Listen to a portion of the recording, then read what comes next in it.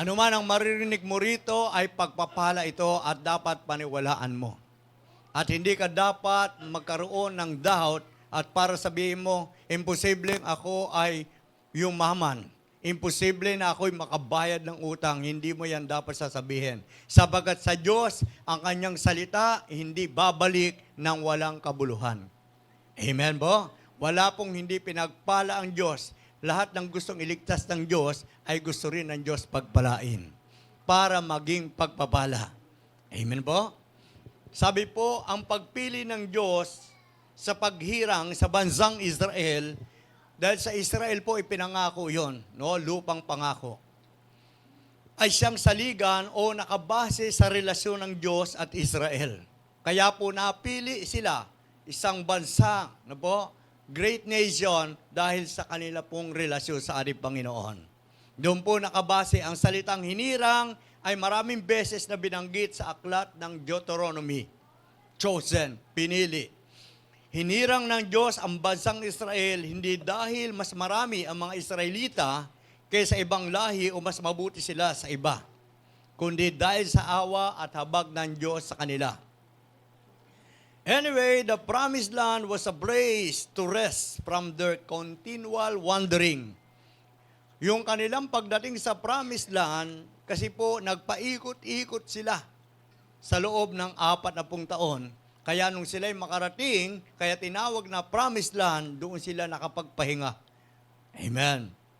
Sa Deuteronomy chapter 8 verse 4, sabing gano'n, sa loob ng 40 taon, hindi kayo naubusan ng kasuutan at hindi kumapal ang inyong talampakan sa paglalakbay po nila.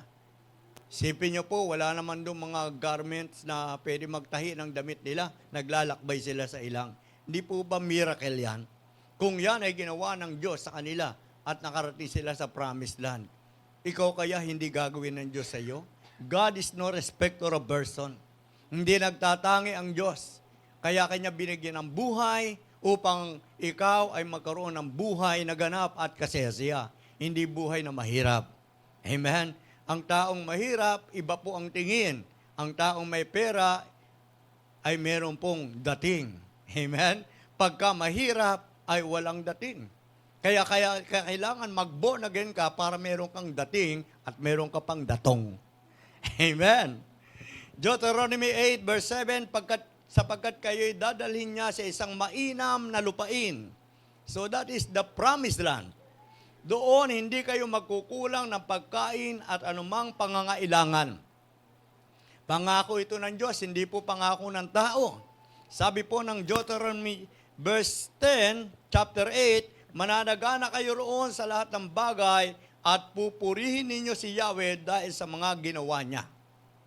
But this promise came with two conditions. Itong pangako ng Panginoon sa promised land, mangyayari lamang ito sa dalawang kondisyon.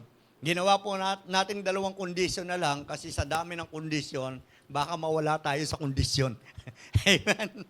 Hallelujah. Para madaling matandaan, this year 2024 ay year of prosperity and multiplication, year of revival, year of deliverance, year of healing. Amen. Ito pong promised land natin. Amen po. Ano ba ang kondisyon? Dalawa pong kondisyon. Isa pong command at isang demand. Magkaiba ang command at magkaiba ang demand.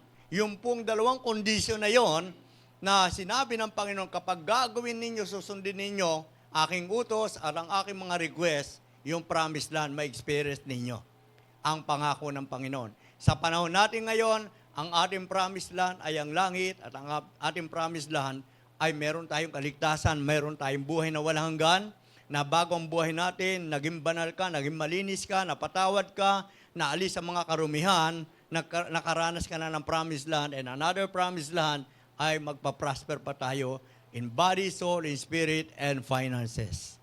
Malusog at malakas ang ating karawahan, maglilingkod pa rin tayo sa Panginoon. Masigit pa sa unang paglilingkod natin. Amen? So anong unang kondisyon? God commanded to trust and follow Him. And another, God demanded to worship Him. So ang gusto ng Diyos, Una, inutusan niya, magtiwala ka. Magtiwala ka at sumunod ka. Pangalawa, dinidemand, nire-request ng Diyos, nire-require ng Diyos, demand ng Panginoon na siya lang ang sasambahin mo. Amen. So, ano ba itong utos? Pag sinabing command, it is authoritative. In other words, an authoritative direction or instruction to do something. Amen. Isang instruction na merong authority para gawin mo. Amen po? May authority. No po? At ito ay galing sa ating Panginoon. Sabi ng Exodus 8:27, we will go 3 days journey into the wilderness and sacrifice to the Lord our God as He shall command us. Utos ng Diyos, mag-sacrifice tayo. Amen? Utos ng Diyos, kahit tayo nasa ilang, anuman ang kalagayan, kasi sila noon sa panahon nila, yung promised land ay matagal pa. Pero pinaghahandog na sila ng Panginoon. So ngayon, sa panahon natin, may mga born again, saka na ako magbibigay at tutulong sa Panginoon, sa mga gawain ng Diyos kapag ako'y pinayaman. Yan po ay hindi magandang pangako. Ang tawag diyan, pangako lang. No? Promise lang. Kapag sinabi mo, saka na ako magsusupport, magsasacrifice, saka na ako magbibigay ng first fruit, saka na ako magtatides, mag-offering, magbe-bless the man of God, pag pinayaman na ako ng Panginoon, ang tawag diyan ay promise lang. Amen? Bakit nakabase ka kapag pinayaman ka ng Panginoon? Ibig sabihin, nag-aalinlangan ka pa na ikaw ay payayamanin ng Diyos, papasaganahin ng Panginoon. Nag-aalinlangan ka pa. Ang lahat ng tao nag-aalinlangan, sila po sa lahat ng gagawin nila, ito po ay hindi pagpapalain ng Diyos. Amen? Kaya hindi ka dapat mag-worry. Ano man ang nasa iyo, yan ang hinihingi ng Panginoon. Hindi ka hihingian ng Diyos, hindi ka rin uutusan ng Diyos nang wala sa iyo. At hindi rin mag-uutos ang Diyos na hindi mo kayang gawin. Amen? Pwede sa tao mag-utos na alam niya hindi kayang gawin, pero ang Diyos hindi po ganon. Lahat ng utos ng Diyos sa tao, alam ng Diyos kayang gawin ng tao. At decision making na lang. So sila ay nangako, susundin nila ang utos ng Diyos, sabi ng mga Israelites. In Deuteronomy 7 verse 12, kung taos-puso ninyong susundin ang mga utos na ito, tutuparin naman ni Yahweh ang kanyang kasunduan. May kondisyon. Amen? At patuloy naman kayong iibigin tulad ng ipinangako niya sa inyong mga ninuno. Ang Diyos na nangako sa ating mga ninunong si Abraham, Isaac at Jacob, ito po ay timeless promise. Amen? Sa atin po, ang promised land, hindi pwede sabihin, noon lang yan. Promised land is timeless. Amen po? It is a command by God or it is commanded by God, not men. Hindi po galing sa tao ang promised land. That Israel, the new nation, had to trust and follow Him. Ang gusto ng Diyos sa mga Israelites, sila ay magtiwala sa Diyos at pagkatapos magtiwala ay susunod. Amen? Kaya kapag hindi nagiging masunurin, hindi nagiging obedience, walang tiwala. For example, kung ikaw ay patutulayin sa lubid, na po, kasi po doon sa somewhere in Kamzur, meron po doong zip line. At doon po sa zip line na yon, mula dito, aakit ka sa taas, magta-travel ka, pero ang dadaanan mo ay lubid. Ngayon, para hindi mahirap sa tao, nilagyan niya ng yung parang bearing. Pero yung iba, nilagyan ng bisikleta.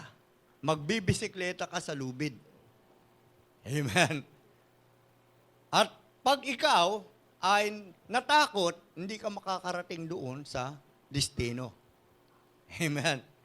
Kaya, Ang ginagawa doon, kapag siya magbabike doon sa lubid, mayroon siyang tiwala. Saan siya may tiwala? Nakita niya may mga protection, safe naman.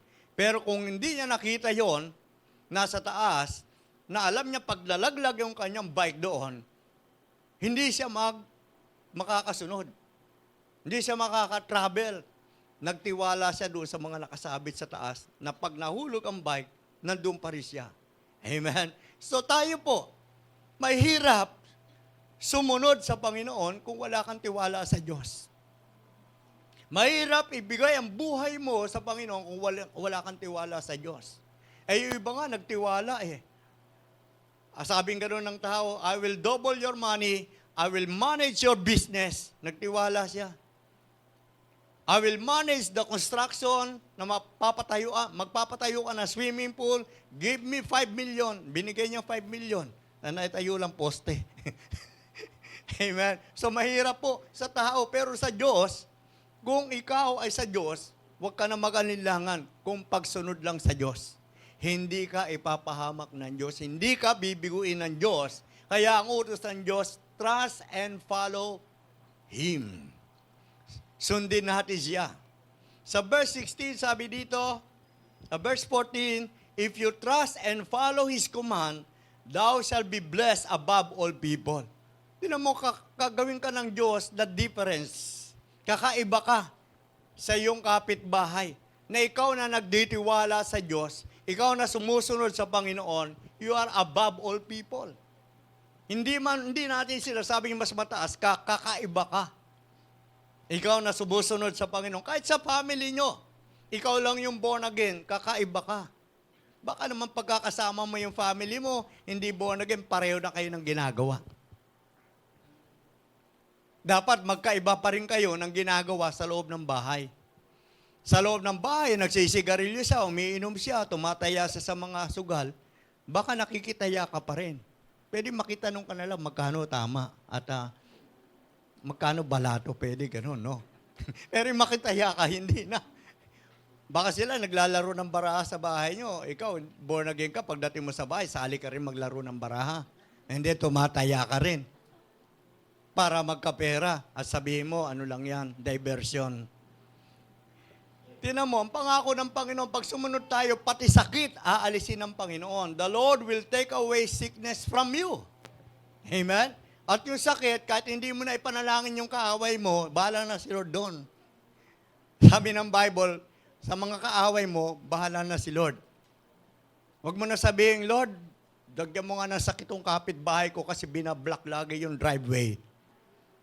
Lord, lagyan mo nga ng antong kapitbahay ko. Hindi mo na kailangan yun. Ang panalangin mo lang sa kapitbahay mo, maligtas. At huwag maimpyerno. Amen? Kasi yun ang gusto ng Diyos na ipanalangin mo siya. Bahala ang Diyos kung iligtas siya o hindi. Alam naman ng Panginoon na ugali nun. Kapitbahay mo. Meron di kapitbahay na pwedeng maligtas. Wag mo isipin na kapitbahay mo, wala ng pag-asa. May pag-asa pa rin yan. Buhay pa yan Follow God's plan, not your own. Sabi ng Isaiah 55, verse 8 and 9, ang pamamaraan ng Diyos ay hindi pamamaraan ng tao. Iba ang paraan ng Diyos. Kung gusto mo sumagana, iba ang paraan mo. At iba ang paraan ng Diyos. Ano paraan ng tao? Gusto ng tao, instant, milyon. Ano gagawin ng tao? Siyempre, magiging scammer sila. Gusto ng tao, instant, yung kanilang pagninegosyo, may pera kagad, hindi mag-ibon. Amen. Kukuhain nila, gagawa sila ng paraan para makapanlinlang. Gusto ng tao, instant money. Kaya iahak niya yung GCash mo. No? Kaya ako, medyo nag-aalangan pa ako maglagay ng GCash, pero kung may gustong maghanap ng GCash, andito lang po ako. Sabi ng Isaiah 55, verse 8 and 9, my ways are not your ways, and my thoughts are higher than your thoughts. Amen? Mas mataas ang isip ng Diyos kaysa sa tao. Kanino ka susunod? Amen? Tinan mo, blessed is the man who does not counsel to the ungodly, nor stand on the way of the sinners, nor sit in the seat of the mockers. And on his law he meditate day and night. And the Lord blessed for what He is going to do.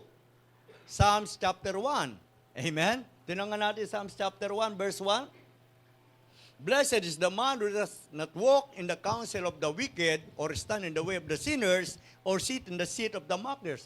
So doon pa lang, yung ikaw ay hindi ka na sumusunod sa mga taong mga ungodly. No po? Hindi ka na gumagaya sa kanilang mga ginagawa. Hindi ka na nakikiupo sa kanila para magmarites. Papalad ka na. Amen? At may parating na pagpapala sa iyo at umaabang ng pagpapala. Parating na ang kasaganahan, matatapos na ang kahirapan ng buhay mo. Yung hindi ka lang umuupo sa kanila at hindi ka humingi ng payo. Kapag may problema ka, hanapin mong salita ng Diyos. Hanapin mong kaparaanan ng Panginoon. Ikaw ay nasa promised land.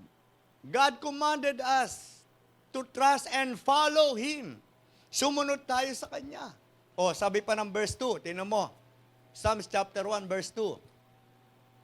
But his delight is in the law of the Lord, and on His law he meditate day and night. Pag sinabing law, ito po ay word of God. Amen?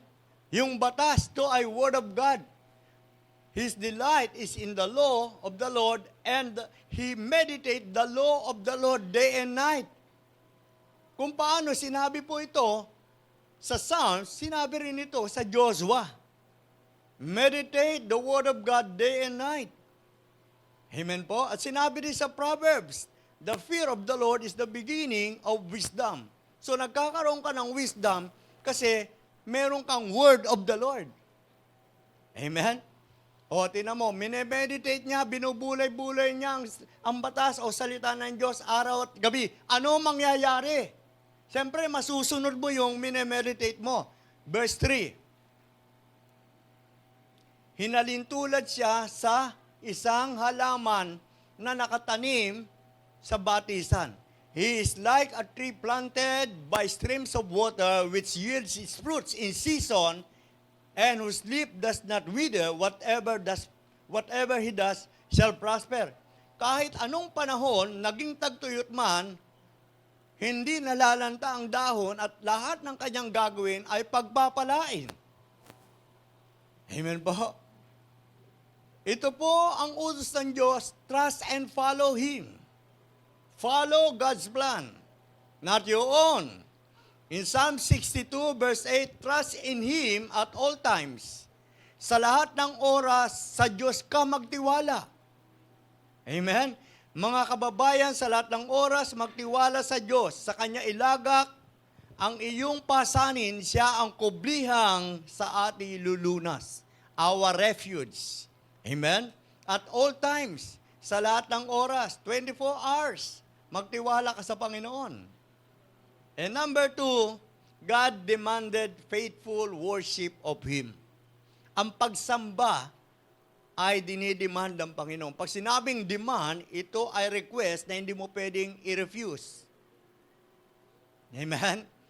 Bakit po? Pag ni-refuse mo yung nire-require sa iyo ng Lord, nire-request ng Panginoon, yung inihingi ng Diyos na gusto mong gawin, pag ni-refuse mo to, merong mangyayari sa iyo. Amen?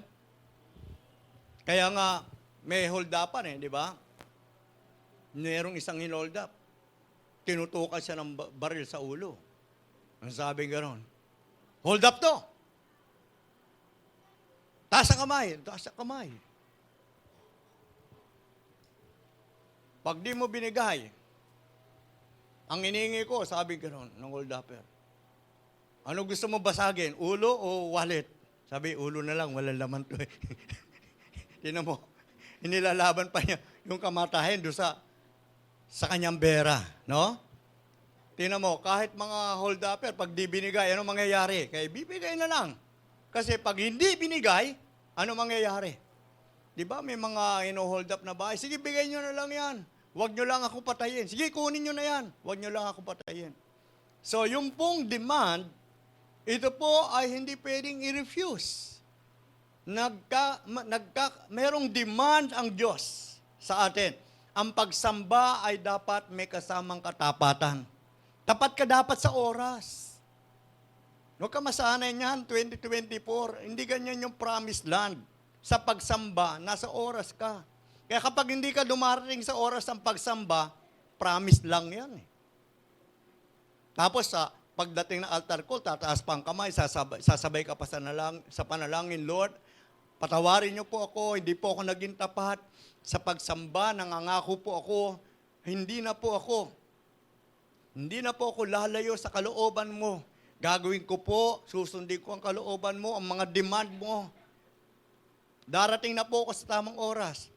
Di sumunod na linggo, late na naman siya. So, promise lang yan eh. Hindi promise land. So, naapektuhan pati yung kabuhayan mo. Naapektuhan yung testimony mo, naapektuhan yung family mo, naapektuhan yung ministry mo. Ikaw ay komplikado. Amen? Hindi ka nagiging effective, defective ka. So, God demanded faithful worship of Him. Amen po? Tingnan mo, pag-araw ng linggo, kaya ang sabing gano'n, remember the Sabbath day by keeping it holy. Alalahanin mo ang araw ng pamamahinga. Hindi man natin ito, pinupwersa ang tao, o ikaw na nanonood ngayon, hindi ka man pinupwersa, pero lagi ka na lang wala sa pagsamba, ang dami-dami mong dahilan. Ito ngayon ang dinidemand ng Lord, hindi mo pwedeng i-refuse. Demand means request or to ask for something forcefully in a way that shows that you do not expect to be refused.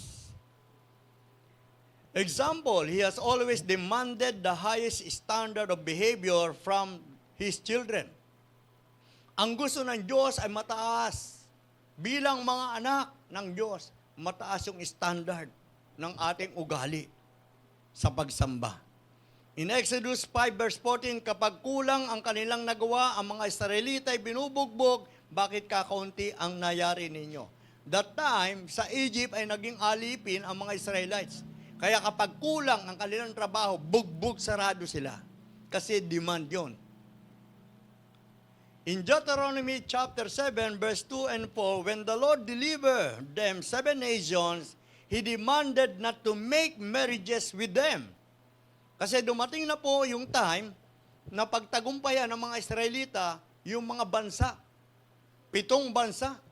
Amen?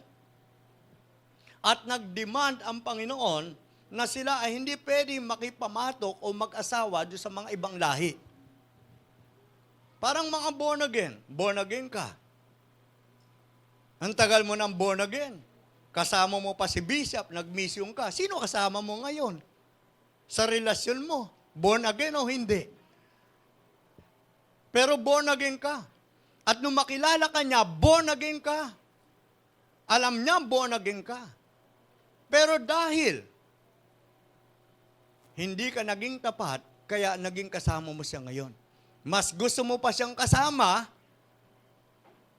kaysa kasama mo itong mga born again, kasi dito, pagkasama mo ang mga born again, ay lagi kang nire-rebuke at sinasaway at tinuturuan na mabuting asal. Ayaw mo nun. Kaya na sumakit yung taenga mo, sumama ka na lang doon sa tao, na kahit anong gawin mo masama, hindi ka sinasaway. Pero hindi mo ba alam, in the end, ikaw pa rin ang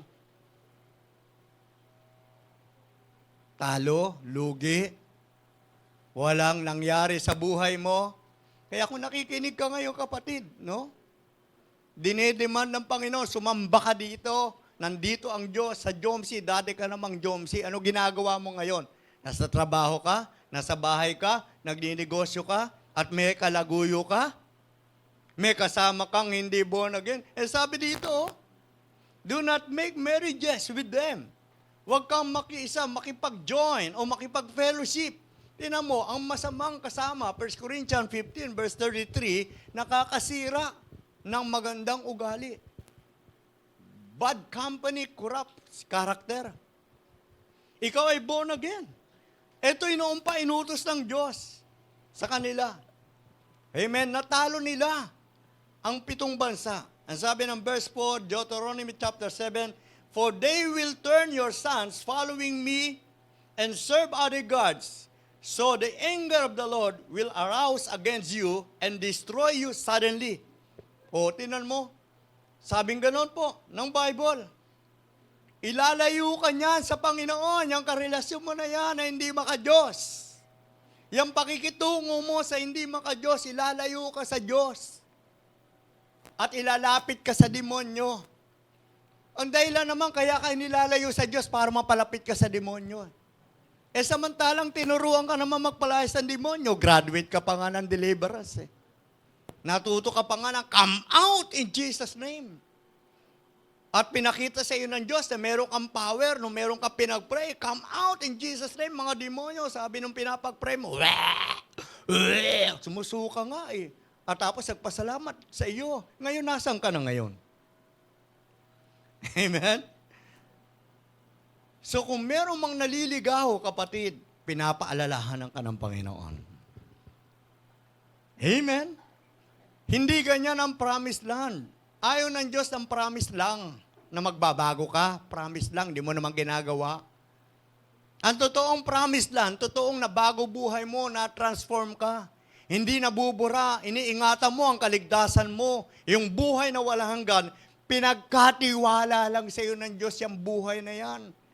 Dapat maging mabuti kang katiwala. Huwag mo waldasin ang buhay na walang hanggan, ang pagiging born again mo. Amen? Nakikipamato ka sa hindi mananampalataya. Ano sabi? Magagalit ang Diyos. Amen? Kaya kung nasasaktan ka ngayon, baka ginagamot ka lang. Amen? Dati kang born again, maliban na lang, kasi sa Bible, sa Korinto, kung titingnan mo, may mga hindi sila born again, meron silang mga karelasyon, pero nung na born again sila, hindi na yung pinapahintulot ng Panginoon. Hindi naman, halimbawa, yung mag-asawa, yung nakakilala lang ang babae. Hindi kayo born again, tapos naging born again na yung babae. Utos lang ng Diyos, huwag mong hiwalay ng asawa mo, baka maakay mo. Amen. Kasi kung sasabihin mo, oh, maghiwalay na tayo, minsan may matapang na babae na gano'n eh. Lalo na yung babae pag may pera. Ako born again, ikaw hindi born again, hiwalay na tayo. Matapang yun, may pera. Amen. Pero pag walang pera, hindi niya gagawin yon. At inutos naman ng Panginoon, huwag mo hiwalayan yung asawa mo. Kasi mag-asawa kayo, hindi pa kayo born again, nung na born again, ikaw, huwag mo siya hiwalayin. Kasi dahil sa iyo, pwede mo siya maakay. Amen? Kaya hindi rin pinaghihiwalay yun. Kaya meron mga plano ang Diyos, mga ganon. So, hindi tayo dapat, ma-offend. Oh, ako, ganito ako. Hindi. Kung ikaw man ay merong ganyan, may plano ang Panginoon. Amen po? Kasi hindi ka pa nakakilala kay Lord eh. Ngayon, nakakilala ka na kay Lord, isa kang dalaga, makikipamato ka sa hindi mananampalataya. Yun ang delikado. Pero wala pa rin ako magagawa sa inyo. Kundi sabihin lang ito sa inyo na hindi ito pwede. Hindi pwede kasi yung, alimbawa, isang tornilyo at merong nut. Hindi sila pareho ng thread. Pag pinilit mo yun, sira ang thread pareho. Hindi mo na magagamit yung tornilyo, hindi mo na rin magagamit yung nut. Kasi hindi sila pareho ng thread eh. Sira sila pareho. Amen? Sasabog na sila. So, walang kwenta. Kaya ito ay dinidemand ng Lord. Huwag kang magkaroon ng Diyos-Diyosan. Kasi kaya pinilit mo yan, ginawa mo ng Diyos yan. Ang gusto ng Diyos, faithful worship. Amen? Siya lang ang Diyos na pwede mong sambahin. Siya lang ang pwede mong gawing Diyos. Hindi mo pwedeng gawin Diyos pa rin ang pera. Bakit ka nakipagrelasyon sa Kanya? Ay di naman siya born again. Amen? Ikaw born again ka. Siya may pera. Ikaw walang pera. Kaya ka ba nakipagrelasyon sa Kanya? Mali pa rin walang pag-ibig pa rin. Amen? Hindi rin tama yun na gusto mo mag-iasawa siya dahil siya may pera. Mali pa rin. Paano kung wala na siyang pera? Di hanap ka na naman na may pera. Tapos yung may pera na nahanap mo, nawala na naman ng pera dahil sa iyo. Hanap ka na naman na may pera. Paano kung dumating na wala ka na mahanap na pera, na may pera? At ikaw, wala ka na rin pera. Amen? Ano mangyayari?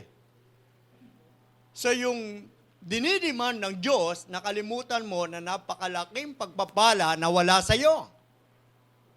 Amen? Sabi nga ng Bible, ang mga banal ay dapat lalong magpakabanal.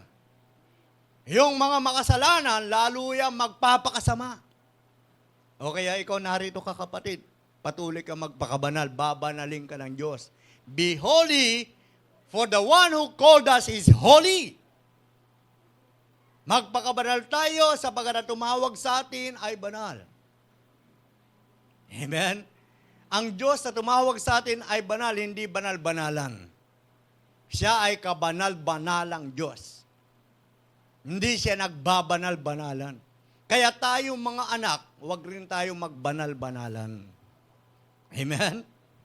So hindi pwede i-refuse mo yung nire-request o nire-require ng Panginoon. At ang Diyos, kaya niya nire-require yan para sa ikabubuti mo.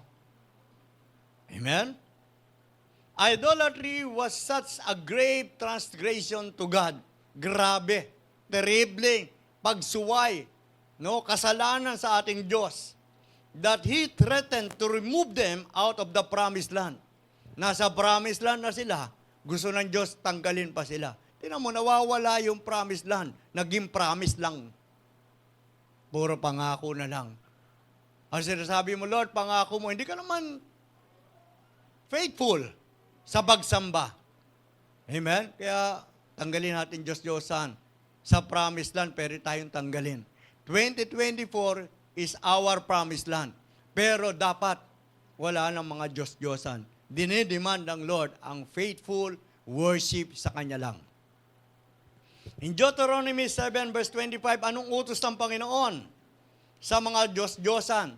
Sunugin ninyo ang kanilang mga Diyos-Diyosan, huwag ninyong pag-imbutan ang mga pilak o gintong ginamit sa mga iyon, pagkat siyang magiging patibong ng inyong kauhulugan dahil iyon ay kasuklam-suklam.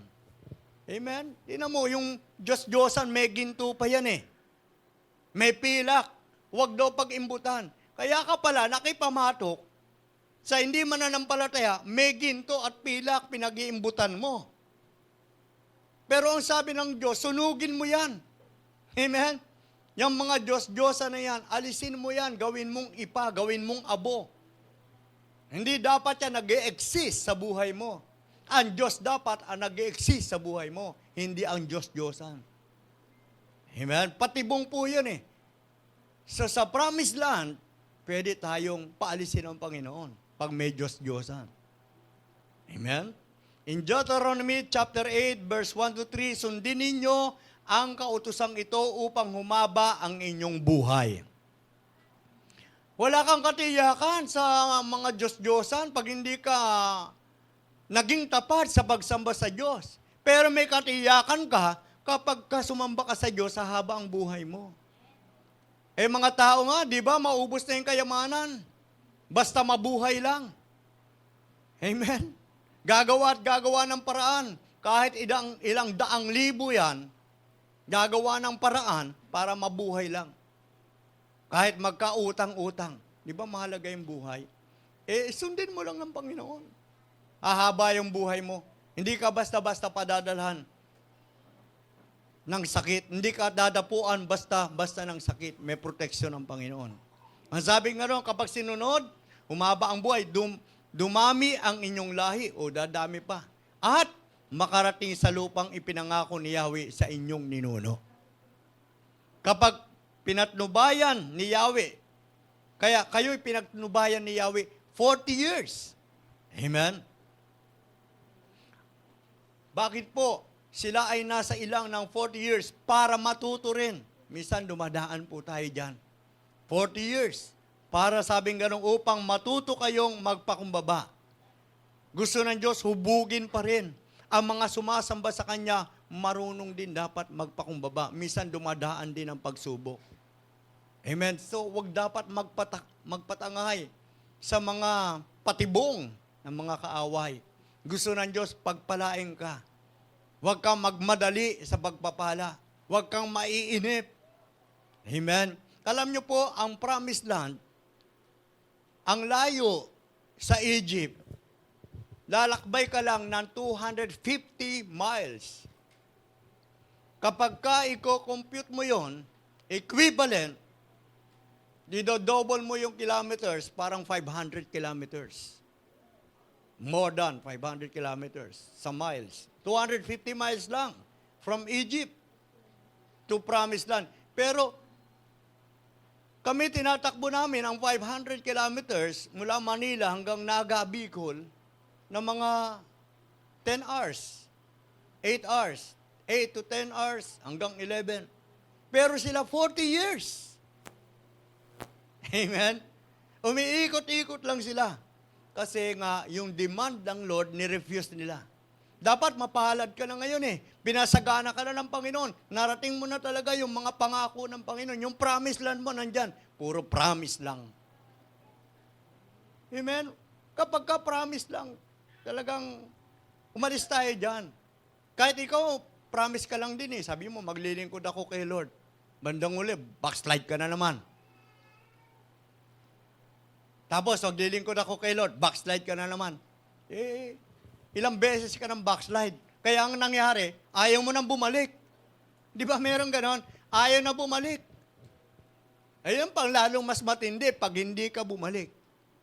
At saka sabi ng iba, kaya siya manunumbalik, magbabalik loob, hindi naman talaga nakapasok sa loob.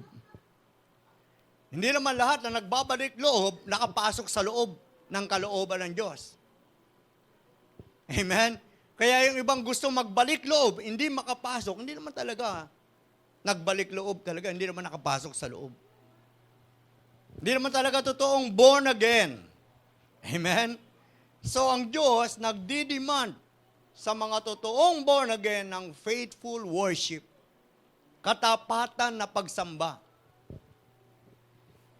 Amen po, hindi mo pwedeng i-refuse yan. Sabi ng verse 3, ginutom niya kayo bago binigyan ng mana. Yung mana po, ang tawag dyan ay bread from heaven. Hindi po yung kilala ng mga ninuno na pinakilala lang ng Panginoon. Ginawa niya ito upang ipakilala sa inyo na ang tao ay hindi lamang nabubuhay sa pagkain, kundi sa salita ng Diyos. Amen? Kaya kapatid, kung ikaw ay born again, mabubuhay ka. Huwag ka lang umasa doon sa pagkain ng tiyan, mabubuhay ka. Man shall not live by bread alone. In Psalms 40 verse 4, tingnan niyo po, kapag ikaw ay may tiwala sa Diyos, kapag ikaw ay tapat sa Panginoon, eto mangyayari, magiging mapalad ka. Psalms 40 verse 4, mapalad ang taong may tiwala sa Diyos at hindi sa Diyos-Diyosan. Amen? Hindi sila dumudulog, hindi sila sumasamba sa mga nagkalat na Diyos-Diyosan. Tingnan niyo po yung Diyos-Diyosan, nagkalat yan eh. Nag-i-spread yan. Kahit saan meron. Amen? Kumakalat yan eh. Kaya marami yan. Pero ang gusto ng Diyos, siya lang talaga ang Diyos natin. Kaya sa Kanya tayo, maging tapat. Sabi ng Jeremiah 17:5, "Thus saith the Lord, cursed be the man that trusts in man." So kapag ka ang tiwala natin o ang katapatan natin ay nawala sa Diyos at nasa tao na ang katapatan, nagkakaroon pa ng sumpa. Jeremiah 17:5. In Jeremiah 17 verse 7, "Blessed is the man that trusts in the Lord." Maligaya ang taong nananalig kay Yahweh, pagpapalain ang umaasa sa Kanya. Akong si Yahweh ang sumisiyasat sa isip at sumusubok sa puso ng mga tao.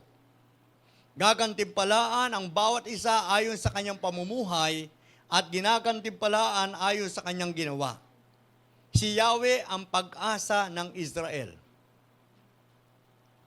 Tingnan niyo po, kahit si Habakuk, naging tapat si Habakuk. Ano karanasan ni Habakuk? Si Habakuk, nakaranas siya ng dryness. Wala ng bunga ang igos, wala ng bunga ang ubas. nababalam pa ang bunga ng ulibo. Patay na rin ang mga tupa, wala nang baka sa kulungan, pero ang sabi niya, tapat pa rin akong magtitiwala sa iyo. Ikaw pa rin ang aking sasambahin, ikaw pa rin ang aking Diyos. Hindi siya gumawa ng Diyos-Diyosan. Hindi siya naghanap ng ibang Diyos na magpo-provide para sa kanyang pangailangan. Naging faithful siya sa kanyang pagsamba. Sinabi ni Habakuk ito. Okay, babasahin natin. Sabi niya, Habakuk 3:17 to 18, bagamat hindi namumunga ang punong igos at hindi na namumunga ang puno ng ubas, kahit na maantala ang pamumunga ng ulibo at walang anihin sa mga bukrin, kahit na mamatay lahat ng mga tupa at mawala ang mga baka sa kulungan o daanan ng salot ang bakahan sa silungan, sabi ng verse 18, mananalig pa rin ako kay Yahweh, ako'y magagalak dahil sa Diyos na aking kaligtasan. Hindi inalis ang kaligtasan. Hindi pinagpalit ang kaligtasan. Kahit na yung karangyaan ay wala, hindi niya pinagpalit. Amen? Walang-wala na. Hindi niya pinagpalit. Sabi niya, yet I will rejoice in the Lord. I will be joyful in God my Savior. Mahalaga pa rin sa kanya ang kaligtasan. Tingnan mo si Job. Nawala na rin ang mga material. Nagkasakit pa si Job. Dumanas sa mga pagsubok. Pinakita niya ang katapatan niya sa Diyos. Yung asawa niya hindi na tapat sa kanya. Ang sabi ng asawa niya, wala na mangyayari sa iyo. Wala na mangyayari sa iyo. Wala ka na, hindi ka na gumagalaw. Stroke ka na. Sabing ganon. Ano siya eh? Lingkod siya ng Diyos. Propeta siya. Minsan nangyayari yan, di ba? Yung, yung inaalaw ng Lord, nakakahiya ang kalagayan natin, wala tayong pera, no? Meron, pumayat ka, no? Hindi ka malusog. As nakikita ka ng mga, ba't ganyan yung pastor pang mag-praise? Purihin ng Panginoon. Parang yung pastor natin, mas matapa pa yung kalabaw sa kanya. Minsan, ikaw ay born again, parang wala ka sa magandang kondisyon. Pero, titingnan ng Panginoon kung tapat ka pa rin, siya pa rin ba ang Diyos mo? Iingatan mo pa rin ba ang buhay na walang hanggan na binigay sa iyo? Iingatan mo pa rin ba ang testimony mo? Kung nakaranas ka ng hindi maganda sa buhay. Amen? Kahit tumanda na, si Job, hindi niya inalis ang katapatan na Diyos pa rin ang sasambahin niya. Amen? Kahit ikaw na lang matira sa bahay nyo. Ikaw na lang ang natitira dati, isang pamilya kayo, kasama mo yung asawa mo, pupunta kayo sa church, minsan nag-aaway pa kayo sa banyo dahil singitan, no? Tapos tinanghali ng gising, kasama mo yung anak mo, kasama mo yung apo mo, ngayon nag-iisa ka na lang. Ano sabi ng mga kasama mo sa bahay? Sabihin ng asawa mo, diyan ka pa. Kami, may pera, ikaw wala, no? Kami, may mga pamasko sa pinapasukan namin trabaho. Ikaw, wala. Ikaw, ilingkod ka ng Panginoon. So, hindi namunga yung naantala yung ulibo. Wala na patay ng mga tupa, wala nang baka, wala nang aani sa bukrin. In short, wala kang Levites ngayon, no? I-donate sa church kasi papagawa yung church. Alis ka na ba sa pagsamba sa Panginoon? Si Habakuk, sabi niya, I will rejoice in the Lord, my God, my Savior. Si Job, sabi niya, hindi lang sa panahon na sagana para sumamba ka sa Panginoon. Amen? Kasi alam ni Job, alam ni Habakuk, dinidemand ng Diyos ang katapatang pagsamba. God is demanding faithful worship. Now, before I close, ano ba ang gusto ng Panginoon? What the Lord wants. Ang sabi ng Lord, don't be so stubborn. Sa church, marami ng mga stubborn. Hindi man natin sabihin lahat, pero kapatid, aminin man natin yung hindi. Dumarating ang point, tumitigas ang puso natin. Minsan, ayaw mo ibigay yung tithes mo, yung offering mo. Kasi parang nakikita mo, mayaman naman yung simbahan, sila na lang. No? Don't be so stubborn. What is stubborn? Stubbornness is characteristics of human nature. Likas yan na mayroong matigas ang ulo. Kung ang mga Israelites matigas ang ulo, may mga born again, may mga pastor, minsan matigas ang ulo, mga leaders matigas ang ulo. Amen? Characteristic yan ng mga human nature. Asawa mo, minsan matigas ulo. No? Anak mo, minsan matigas ulo. Ikaw, simba ka ng simba, anak mo, hindi naman nagsisimba. Pero pagdating ng kainan, sabay-sabay naman kayo, no? Nasa isang bubong kayo, ikaw lang ang nagsisimba. Yung asawa mo, ayaw rin magsimba. Sila yung mga stubborn. That is characteristics of human nature. But that doesn't mean God likes it. Hindi gusto ng Diyos yan. He was not pleased when the Israelites insisted on returning to their sinful practices. Amen? Hindi po natutuwa ang Diyos. Sa ginawa ng mga Israelita, ini-insist nila na bumalik sila doon sa katigasan ng ulo nila. Mga sinful practices, mga maling ginagawa. Sabi nga ng isang doktor na napanood ko, sabi niya, kaya ka nagkasakit, kaya ganyan ang kalagayan mo, kaya ka na stroke, kaya ka na diabetes, kaya ka nang hina, kasi meron ka nagawang mali sa katawan mo. Sabing ganun. In English niya, sabi niya, sa English, ang tawag doon, wrong lifestyle. Sa mga born again, ang mga stubborn, wrong lifestyle, alisin natin. Amen ba? Magtiwala tayo, sumunod sa Diyos, sambahin natin ang Panginoon, wala nang ibang Diyos pwede sambahin. Huwag tayong bumalik doon sa mga sinful practices. Sabi ng Deuteronomy 10 verse 12, bago po tayo magwakas, in this passage, Moses encouraged the people to make a real effort to consider the promise to God and allow Him to wash away their sins. Sabi ni Moses, ang mga tao in-encourage niya, magpalinis kayo sa Panginoon, mag-effort kayo, magtiyaga kayo. Alalahanin ninyo ang mga pangako ng Panginoon. Consider the promise of God. Ang sabi niya sa verse 16, remember your agreement with the Lord and stop being stubborn. Nakipagkasundo kayo sa Panginoon. Tayo rin po, you accept Christ as Lord and Savior. At sinabi mo, Panginoon, ikaw na maghari sa puso ko, ikaw na ang aking personal na tagapagligtas, susunod ako sa kalooban mo. That is our agreement. At minsan hindi natin nagagawa. Kagaya po ng mga Israelites. Sinabi ni Moses, remember your agreement with the Lord, stop being stubborn. Amen? In verse 17 ng Deuteronomy 10, the Lord your God is more powerful than all the gods and lords, and His tremendous power is to be feared. His decisions are always fair, and you cannot bribe Him to change His mind. Hindi pwede utuin ng Diyos. Para baguhin ang isip ng Diyos, ikaw ang dapat magbago sa pagiging matigas natin.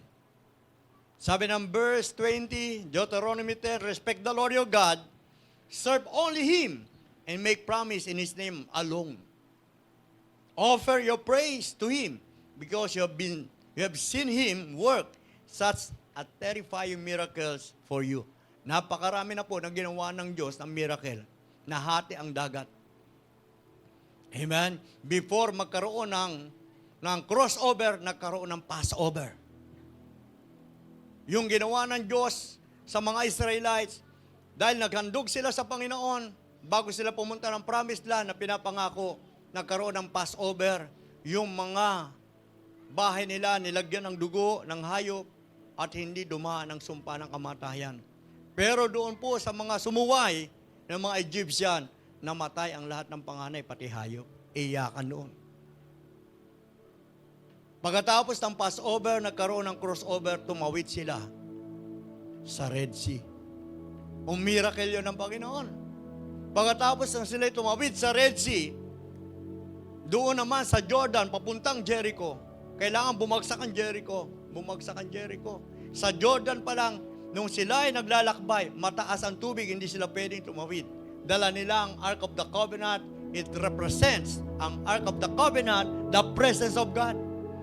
At sila'y huminto doon sa may bato at yung tubig po ay bumaba at nakadaan sila sa tuyong tubig. Napakaraming terrifying miracle na ginawa ang Panginoon.